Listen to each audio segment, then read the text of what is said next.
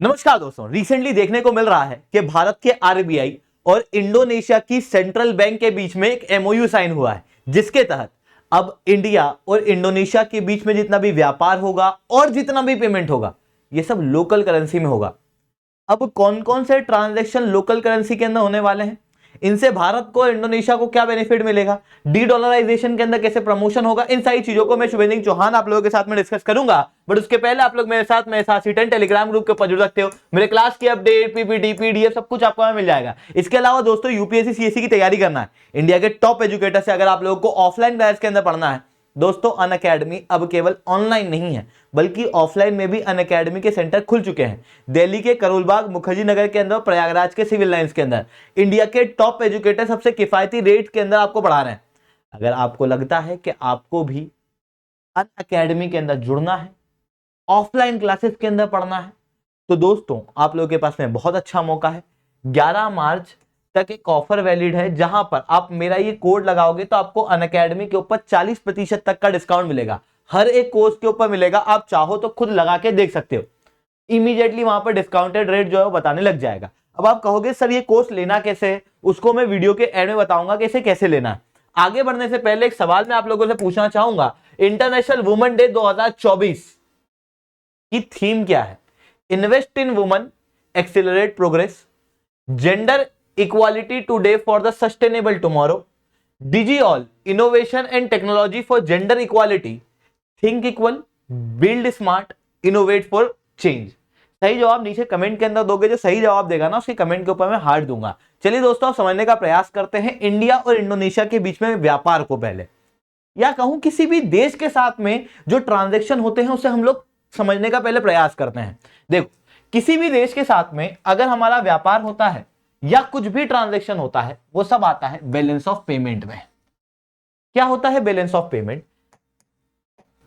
IMF के norms के अनुसार हर एक देश की central bank balance of payment को रिकॉर्ड करती है, जहां पर एक देश से बाहर कितना पैसा गया, मतलब एक्सपोर्ट किया तो भारत के अंदर पैसा आएगा, ऐसी कंडीशन में अंदर आने वाला पैसा है।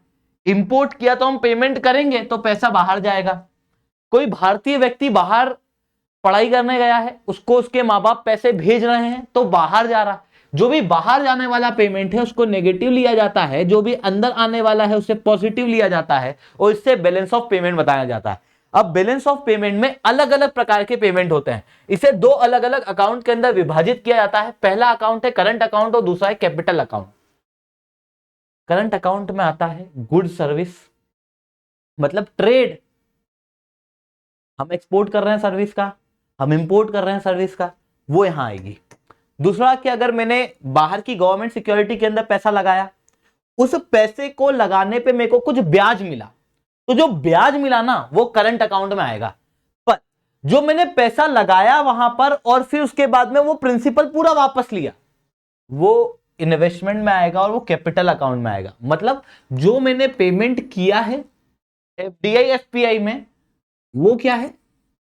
कैपिटल अकाउंट, पर उस पर जो ब्याज मिला है वो करंट अकाउंट है। वेज आपको करंट अकाउंट में मिलेगी, प्रॉफिट, डिविडेंड, इंटरेस्ट, ये सब आपको करंट अकाउंट में मिलेगा। जो डोनेशन किए जाते हैं, रेमिटेंसेस किए जाते हैं, किसी को गिफ्ट दिया जाता है पैसे के रूप में, ये सब करंट अकाउंट है। और कैपिटल अकाउंट के अंदर एफडीआई एफपीआई है, किसी देश को लोन दिया वो आपको कैपिटल अकाउंट में डालना है, पर उस पर जो ब्याज मिला वो करंट अकाउंट में है। ठीक है, मतलब इनकम वाला पार्ट यहां है, पैसे करेंसी वाला यहां है, जो पूरा एज अ होल अमाउंट लगाया है वो ये कैपिटल अकाउंट है। समझ में आया? तो करंट और कैपिटल अकाउंट के अंदर हम लोग ट्रांजैक्शन करते हैं। केवल व्यापार ही नहीं होता बल्कि और भी कई सारी चीजें होती है। रेमिटेंसेस दिए जाते हैं, डोनेशन दिए जाते हैं, गिफ्ट दिया जाता है, एफडीआई एफपीआई, ये सब ट्रांजैक्शन होते हैं। और इन सारे ट्रांजैक्शन के अंदर इंडिया और इंडोनेशिया अब लोकल करेंसी का यूज करेगी। मतलब भारत अपने रुपए के अंदर उसको पेमेंट करेगा इंडोनेशिया को, और इंडोनेशिया हमें इंडोनेशियन रुपया के अंदर पेमेंट करने वाला है। अब इससे बेनिफिट क्या प्राप्त होगा? देखो, अभी इंडिया और इंडोनेशिया के बीच में जो व्यापार होता था वो डॉलर में होता था। जिस डॉलर में व्यापार होने की वजह से व्यापार के अंदर इनएफिशिएंसी आती थी और डिले होते थे। ऐसा क्यों होता था समझना, पूरा प्रोसेस देखना कि किस तरीके से होता है। जब इंटरनेशनल लेवल पे व्यापार होता है तो जैसे इंडिया और इंडोनेशिया के बीच में व्यापार हो रहा, तो कोई मोदी जी थोड़ी जाके व्यापार कर रहे हैं, वहां पर तो लोकल में दो व्यापारी आपस में व्यापार कर रहे हैं ना। अब ग्राउंड लेवल की स्थिति क्या है कि जैसे भारतीय व्यापारी है, इमेजिन इट, कोई भारतीय व्यापारी है, उसने सामान इंपोर्ट किया है इंडोनेशिया से, इंपोर्ट किया तो अब हमको पेमेंट करना पड़ेगा, हमें पेमेंट करना पड़ेगा ना उसको, मतलब हमारे व्यापारी को उसको पेमेंट करना पड़ेगा। अब इंडिया का व्यापारी क्या करेगा, सबसे पहले तो एसबीआई के पास में जाएगा। क्यों जाएगा, क्योंकि ये जो व्यापारी है इसके पास तो रुपी है, और रुपी कहां नहीं चलता, इंडोनेशिया में। तो फिर ये क्या करेगा, ये पहले एसबीआई में जाके अपना रुपी देगा और कहेगा कि मेरे को डॉलर दो, फिर इसके पास डॉलर आएगा, इस डॉलर को ये पे करेगा किसको, उस व्यापारी को, फिर वो व्यापारी अपने इंडोनेशिया के अंदर उस डॉलर को देगा उनकी बैंक में, क्योंकि डॉलर भी तो उनके यहां लोकली नहीं चलता ना, और उनकी बैंक फिर रिटर्न में इनको इंडोनेशियन रुपया देगी, फिर ये अपने देश के अंदर उसे यूज करेगा अपने बीवी बच्चों के लिए, खाना वाना कपड़े वगैरह जो लाना उनके लिए। इस तरीके से पूरे प्रोसेस होती है। अब आप समझ रहे हो कि ये प्रोसेस एक तो लंबी है, तो ट्रांजैक्शन के अंदर टाइम लग जाता है।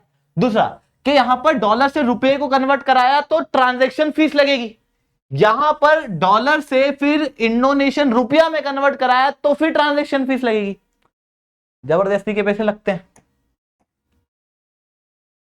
तीसरा कि डिपेंडेंसी किस पे हो गई, किसी तीसरी करेंसी पे, डॉलर पे। कल को यूनाइटेड स्टेट्स हमारे ऊपर सैंक्शन लगाता है या इंडोनेशिया के ऊपर सैंक्शन लगाता है, तो ऐसी कंडीशन में हमारे व्यापार खराब हो जाएंगे। अब इंडोनेशिया से हम कई सारी चीज मंगाते हैं, पाम ऑयल मंगाते हैं हम, जो भारत के अंदर वेजिटेबल ऑयल का एक इंपॉर्टेंट सोर्स है, और भारत दुनिया के अंदर सबसे बड़ा वेजिटेबल ऑयल का इंपोर्टर है, जिसके अंदर हमारी डिपेंडेंसी है इंडोनेशिया पे। कल को अगर इंडोनेशिया के ऊपर सैंक्शन लग जाता है तो हमारे यहां पर वेजिटेबल ऑयल के प्राइस कितने बढ़ जाएंगे। ऐसी चीज ना हो तो डॉलर पे से डिपेंडेंसी कम करनी चाहिए कि नहीं, बोलो है? तो वही करने का प्रयास किया जा रहा है, जहां पर अब ट्रांजैक्शन डॉलर में नहीं होगा, लोकल करेंसी में होगा। लोकल करेंसी में कैसे होगा, लोकल करेंसी में ऐसे होगा कि भारत और इंडोनेशिया के बीच का आप पहले व्यापार समझौता देखो। भारत और इंडोनेशिया के बीच में होता है 38 बिलियन डॉलर का व्यापार 2023 के अंदर।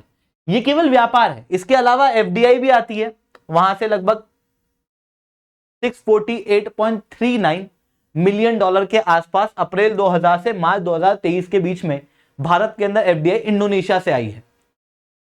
अब वो भारत के अंदर अगर इन्वेस्ट करना चाहते हैं भविष्य के अंदर, तो वो क्या करेंगे, डायरेक्ट इंडोनेशियन रुपया लेके आएंगे, हमारी बैंक को देंगे, और हमारी बैंक जो है उससे रुपये में कन्वर्ट करके उनको दे देगी, और फिर वो भारत के अंदर निवेश कर पाएंगे, डायरेक्ट एक्सचेंज। वहीं अगर व्यापार होता है तो यहां देखना, भारत और इंडोनेशिया के व्यापार में हम एक्सपोर्ट ज्यादा करते हैं, इंपोर्ट कम करते हैं, मतलब हमारा बैलेंस ऑफ ट्रेड इंडोनेशिया से पॉजिटिव है। अब जब भारत इंडोनेशिया से इंपोर्ट करेगा, तो लेट अस से ये इंडिया है और इधर है इंडोनेशिया, इंडिया इंडोनेशिया को सामान देगा, या लेट अस से पहले हम लोगों ने इंपोर्ट किया, तो इंडिया ने इंडोनेशिया से इंपोर्ट किया और बदले में इंडोनेशिया को क्या दे दिया, रुपी में पेमेंट कर दिया।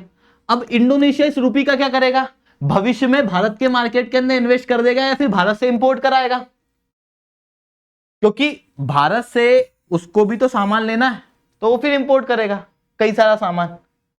अब क्या है, भारत और इंडोनेशिया के बीच में व्यापार थोड़ा सा बैलेंस्ड है, मतलब बहुत ज्यादा डिफरेंस नहीं है दोनों के व्यापार के बीच में।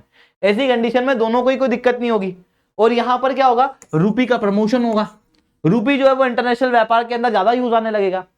ऐसी कंडीशन में भविष्य के अंदर आईएमएफ के जो एचडीआर अकाउंट्स हैं उसके अंदर रुपी को इंक्लूड करने में मदद मिलेगी, रुपी को भी हम लोग भविष्य के अंदर ग्लोबल रिजर्व के रूप में देख पाएंगे।